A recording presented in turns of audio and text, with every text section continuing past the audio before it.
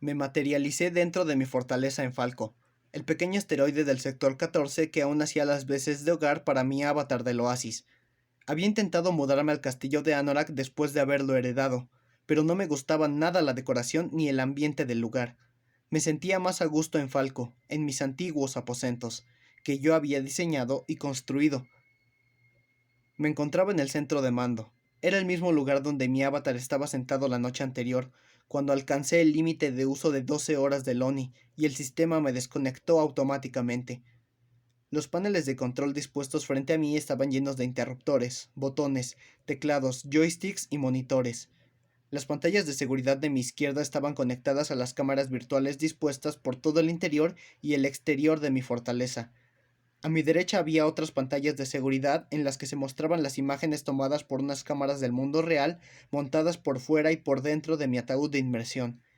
Vi mi cuerpo durmiente desde todos los ángulos, así como las lecturas detalladas de sus signos vitales. Contemplé la cúpula transparente y el paisaje árido y lleno de cráteres que rodeaba mi fortaleza, el hogar de mi avatar durante el último año de la competición de Halliday, donde había conseguido descifrar uno de los mayores acertijos sentado en esa misma silla. Esperaba que la familiaridad del lugar me ayudara a avanzar en mi búsqueda de los 7 fragmentos. No había funcionado por el momento. Accedí al menú de teletransportación del HUD de superusuario de mi avatar y luego bajé por la lista de ubicaciones guardadas hasta que encontré el planeta de Grigerius en el sector 1, la sede de las oficinas virtuales de Grigerius Simulation Systems dentro del oasis. Cuando lo seleccioné y toqué el icono, mi avatar apareció instantáneamente en unas coordenadas guardadas que se encontraban a cientos de millones de kilómetros virtuales de distancia. El viaje me habría costado un dineral de haber sido un usuario normal del oasis, pero como llevaba la túnica de Anorak podía teletransportarme gratis en cualquier momento y a cualquier lugar. Las cosas habían cambiado mucho desde que no era más que un niño sin dinero varado en Ludus. Mi avatar volvió a aparecer en el piso superior de la torre de Grigerius, una réplica virtual del rascacielos real de GSS que había en el centro de Columbus. Faisal Sodi, nuestro jefe de operaciones, me esperaba en la recepción. Señor Watts, dijo Faisal. Me alegro de verle, señor. Yo también me alegro de verte, amigo, dije. Había dejado de intentar convencer a Faisal de que me llamara Wade o Z hacía años. Se acercó para saludarme y le estreché la mano extendida. Dar la mano a un desconocido sin peligro de propagar una enfermedad siempre había sido una de las grandes ventajas del oasis, pero en el pasado, antes de que los Sony se lanzaran al mercado, era como si estuvieras tocando un maniquí, aunque uses los mejores guantes ápticos que había en el mercado. El anticuadísimo saludo perdía gran parte de su significado sin esa sensación de tocar la piel de la otra persona. Después de lanzar el Oni, los apretones de mano habían vuelto a ponerse de moda, así como chocar los 5 y los puños, porque ahora parecían reales. La sala de conferencias estaba protegida por medios mágicos y tecnológicos. Aquel era el lugar en el que celebrábamos las reuniones de copropietarios. No lo hacíamos en una sala de chat del Oasis estándar porque no podíamos tomar medidas de seguridad adicionales para evitar que alguien nos grabara u oyese. Alguien como nuestros propios empleados, por ejemplo. ¿Ya han llegado los demás? Pregunté al tiempo que hacía un gesto con la cabeza hacia la puerta cerrada que tenía detrás. La señora H y el señor Shoto llegaron hace unos minutos, dijo mientras abría las puertas. Pero la señora Cook llamó para decir que se retrasaría un poco. Asentí y me dirigí hacia la sala de conferencias. H y Shoto estaban de pie frente a los ventanales que cubrían las paredes del suelo al techo, rodeados por una cantidad absurdamente grande de bandejas llenas de aperitivos, mientras admiraban las impresionantes vistas. La torre Grigerius estaba rodeada por hectáreas de una original zona boscosa con montañas de cima nevada apuntillando el horizonte. No había más estructuras a la vista. Todo lucía tranquilo y apacible, y era así porque se había diseñado para ello. Por desgracia, no se podía decir lo mismo de las reuniones que manteníamos siempre en ese lugar. ¡Zeta! Gritaron H y Shoto al unísono cuando me vieron. Me acerqué y le choqué los 5 a ambos. ¿Cómo va, Mesamis? Estas mierdas son siempre muy temprano, amigo, gruñó H. Estaba en Los Ángeles, donde eran las 10 de la mañana. H prefería levantarse tarde y acostarse aún más tarde. Sí, añadió Shoto, con un cuarto de segundo de retraso debido al programa de traducción. Y estas mierdas también son siempre muy tarde. Estaba en Japón, donde era de madrugada. Shoto era nocturno por naturaleza, pero se quejaba simplemente porque había empezado a temer las reuniones, como H y como yo. Artie va a retrasarse, dijo H. Se supone que va a conectarse desde Liberia, creo. Sí, dije mientras ponía los ojos en blanco. Es la ubicación más reciente de su gira por los lugares más deprimentes del mundo. Aún no era capaz de discernir por qué Samantha tenía que padecer los problemas y peligros de los viajes en el mundo real, cuando podría haberlos visitado con seguridad a través de un robot de telepresencia o experimentar cualquier lugar del mundo descargando un video .oni grabado allí. También podría haber ido a cualquiera de esos países dentro del oasis. Una recreación increíblemente detallada de la Tierra en el sector 10, llamada T-Tierra, abreviatura de Trasunto Tierra. No dejaba de actualizarse con datos sacados de imágenes por satélite, videos de drones y cámaras de tráfico, seguridad y de teléfonos para conseguir que fuese lo más fiel posible a la realidad. Visitar Dubái, Bangkok o Delhi en la T-Tierra era mucho más sencillo y seguro que el mundo real, pero Samantha se sentía obligada a hacerlo para ver con sus propios ojos la realidad, aunque fuesen países peligrosos devastados por la guerra. En otras palabras, estaba loca. No, es altruista y tiene principios, respondió una vocecita fastidiosa en mi cabeza. Y tú no eres ninguna de esas dos cosas. ¿Aún te sorprende que te haya dejado? Apreté los dientes. Las reuniones de copropietarios siempre iban mal para mi autoestima, y no solo por estar obligado a ver a Artemis. H y Shoto también vivían vidas sofisticadas y gratificantes después de haber ganado la competición. La existencia aislada y obsesiva en la que yo me había sumido era dolorosamente desalentadora en comparación. Si quería quedar con H o Shoto en la actualidad, tenía que pedir cita con varias semanas de antelación. Pero no me importaba. Siempre les agradecía que sacaran tiempo para estar conmigo. Ellos tenían más de 2 amigos, no como yo, y también pasaban mucho más tiempo desconectados que yo. En lugar de descargar videos con las vidas de otras personas de la Uninet, H y Shoto salían al mundo para experimentar y grabar sus propias experiencias. De hecho, eran dos de los agregadores de contenido más famosos de la Uninet. Todos los videos que subían se hacían virales en segundos, independientemente de su contenido. Eran personas brillantes y carismáticas, al igual que Artemis, y llevaban vidas propias de una estrella de rock, que también servían para mejorar la de los menos afortunados. No era la primera vez que pensaba que mis amigos eran lo único que me mantenía con vida. Eran mi mayor orgullo, más que haber ganado la fortuna de Halliday.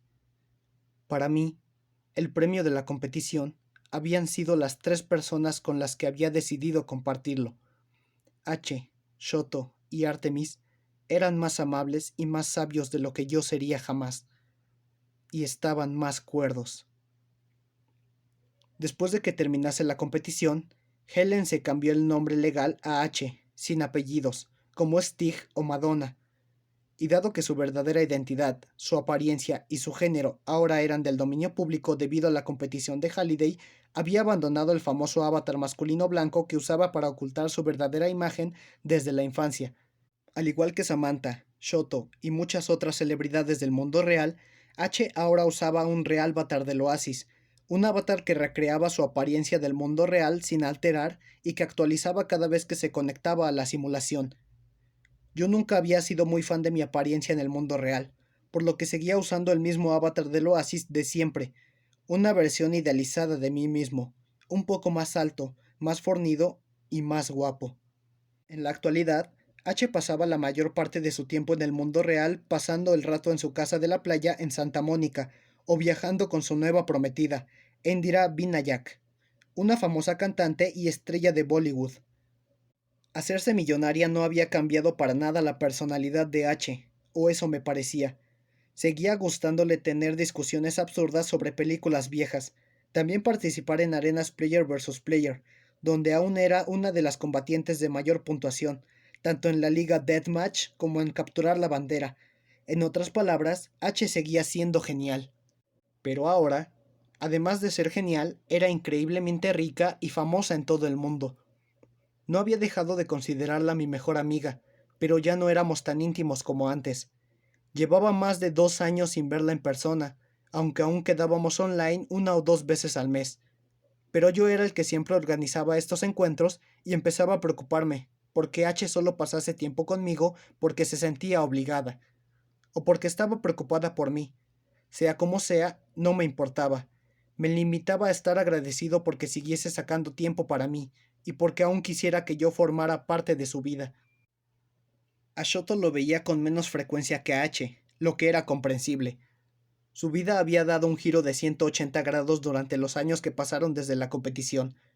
Los padres de Shoto lo habían ayudado a gestionar la herencia cuando aún era menor, pero tras cumplir los 18 hacía un año, ya había alcanzado la mayoría de edad en Japón. Ahora tenía el control total de su vida, y también de su parte de la fortuna de Halliday. Para celebrarlo, se había puesto por nombre real el nombre de su avatar, como H. Después se había casado con una joven llamada Kiki, a quien había conocido al mudarse de Hokkaido. Su nueva esposa y él vivían en un castillo japonés restaurado que había en la costa. Luego, unos 5 meses antes, durante una de las reuniones de GSS, Shoto había anunciado que iba a ser padre. Kiki y él acababan de enterarse de que iban a tener un hijo, y habían decidido llamarlo Toshiro. Shoto nos confió solo a nosotros que tenía claro que iba a llamarlo por el apodo Daitito, que también era como lo llamaba yo a él. Me costaba creer que Shoto fuera a ser padre dentro de unos pocos meses siendo tan joven. Me preocupaba, aunque no tenía ni idea de la razón. No es que no pudiese permitirse meter a Daitito a un buen colegio. Creo que lo que yo no entendía era por qué tenía tanta prisa, pero luego me lo explicó. Japón estaba sumido en una crisis de despoblación, debido a que la mayoría de sus ciudadanos habían optado por dejar de tener hijos durante las últimas 3 décadas. Kiki y él eran la pareja más rica y famosa del lugar, por lo que se sentían obligados a dar ejemplo y a reproducirse lo más pronto posible, y eso habían hecho. Y cuando llegase Daitito, tenían planeado ponerse manos a la obra con Shotito, y puede que hasta una Kikita. A pesar de los preparativos para convertirse en padre, Shoto continuó supervisando las operaciones de la sede de GSS en Hokkaido, donde había creado una serie de misiones del Oasis de inmensa popularidad que hasta había ganado premios, basadas en sus animes y películas de samuráis favoritos. Se había convertido en uno de mis desarrolladores de misiones de cabecera, y yo tenía la gran suerte de ser uno de sus beta testers predilectos, por lo que siempre quedábamos en el Oasis al menos 1 o 2 veces al mes. No solíamos hablar casi nunca de Daito, el hermano mayor fallecido de Shoto, pero la última vez que lo habíamos hecho, me había dicho que seguía lamentando su muerte, y que temía que nunca dejaría de hacerlo. Entendí a qué se refería, porque yo sentía lo mismo por mi tía Alice y por mi anciana vecina de los pisos inferiores, la señora Gilmore. Ambas también habían sido asesinadas por la misma persona, Nolan Sorrento, el antiguo jefe de operaciones de Innovate Online Industries. Después de la competición de Halliday, Sorrento había sido condenado por más de 37 delitos de homicidio en primer grado. Ahora se encontraba en la prisión de máxima seguridad de Chillicothe, Ohio, cumpliendo la pena de muerte a unos 80 kilómetros al sur de Columbus. Durante los juicios, los abogados de IOI habían conseguido convencer al juez de que Sorrento actuó por su cuenta, sin el conocimiento ni el permiso de la junta de IOI, al ordenar a sus subordinados tirar a Daito por el balcón del piso 43. También afirmaron que Sorrento había detonado la bomba en el exterior de la caravana de mi tía, y matando a 3 docenas de personas e hiriendo a cientos en las torres. Después de la condena y la encarcelación de Sorrento, IOI consiguió resolver todas las disputas por homicidio imprudencial.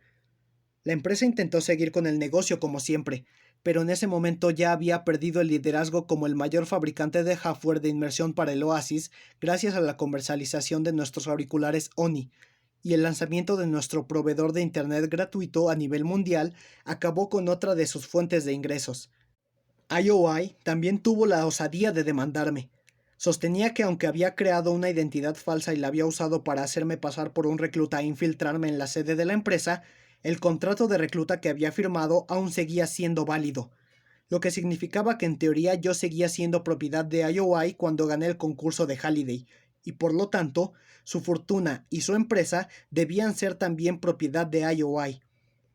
Como el sistema judicial de Estados Unidos seguía dándole más derechos a las empresas que a sus ciudadanos, la estúpida demanda se extendió durante meses, hasta que GSS terminó comprando IOI. Entonces, como nuevos propietarios de la empresa, retiramos la demanda. También despedimos a la junta de IOI, a los abogados y a todos los que habían trabajado con o para Nolan Sorrento. Ahora los Sixers eran poco más que un recuerdo lejano, e Innovate Online Industries, otra afiliación controlada por Gregarious Simulation Systems. GSS era con diferencia la mayor empresa del mundo, y si seguíamos creciendo a ese ritmo, es posible que terminaríamos por ser la única. Esa era la razón por la que muchos de nuestros usuarios habían empezado a llamar a GSS los nuevos Sixers, y a H, Shoto, Samantha y a mí los 4 frikis del apocalipsis. Caras tenía razón. O mueres como un héroe, o vives lo suficiente como para haberte convertido en un villano. Hablé con H y Shoto unos minutos más hasta que las puertas de la sala de conferencias se abrieron, y entró Artemis, el avatar de Samantha. Miró hacia nosotros, pero no nos dedicó nada parecido a un saludo. Faisal entró detrás de ella y cerró las puertas. Nos sentamos en nuestros asientos habituales, lo que nos dejaba a Artemis y a mí el uno frente al otro en la mesa de conferencia circular. Muy lejos, pero el uno justo delante del otro. Gracias a todos por venir, dijo Faisal al tiempo que se sentaba junto a Samantha. Creo que estamos listos para dar comienzo a la reunión. El orden del día no tiene demasiados puntos, y el primero de ellos es el informe de beneficios trimestral. Apareció un despliegue de gráficos e imágenes en la enorme pantalla que había detrás de él. Buenas noticias. Como es habitual, las ventas de los auriculares ONI siguen estables y las de los ataúdes de inmersión se han doblado con respecto al trimestre anterior. La publicidad y la venta de tierras en el oasis también se encuentra en un punto más álgido. Faisal continuó detallando lo bien que le iba a la empresa, pero yo no le presté mucha atención a lo que decía. Estaba demasiado ocupado mirando de reojo a Artemis. Sabía que ella no iba a darse cuenta, porque se tomaba muy a pecho lo de no mirarme nunca. Su avatar tenía el mismo aspecto de siempre, solo con un pequeño cambio. Después de la competición, había añadido la marca de nacimiento roja que le cubría la mitad izquierda de su cara real a la de su avatar. Ahora no había diferencia alguna entre la apariencia de su avatar y la que tenía en la realidad. Cuando daba entrevistas, solía contar lo duro que había sido crecer odiando la marca de nacimiento, y cómo había pasado la mayor parte de su vida intentando ocultarla. Pero ahora la llevaba como una medalla, tanto en la realidad como en el oasis, y dicha marca se había convertido de alguna manera en una característica reconocida en todo el mundo. La vista para mirar el nombre que flotaba sobre la cabeza de su avatar. Tenía un pequeño borde rectangular alrededor, que indicaba que el operador de ese avatar no usaba unos auriculares ONI para experimentar el oasis. Habíamos añadido esa característica debido a la apabullante petición popular. Los usuarios del oasis que tenían esos bordes alrededor del nombre de su avatar se conocían ahora como los ticos, una abreviatura de la palabra ápticos. La mayoría de los ticos eran personas que habían gastado las 12 horas del uso diario del ONI y volvían a conectarse desde un equipo áptico para arañar unas horas más del oasis a la manera tradicional antes de acostarse. Los ticos a tiempo completo como Samantha, que nunca usaban unos auriculares ONI, eran menos del 5%. A pesar de los esfuerzos de Samantha, cada vez había menos personas que se resistieran a los encantos del ONI.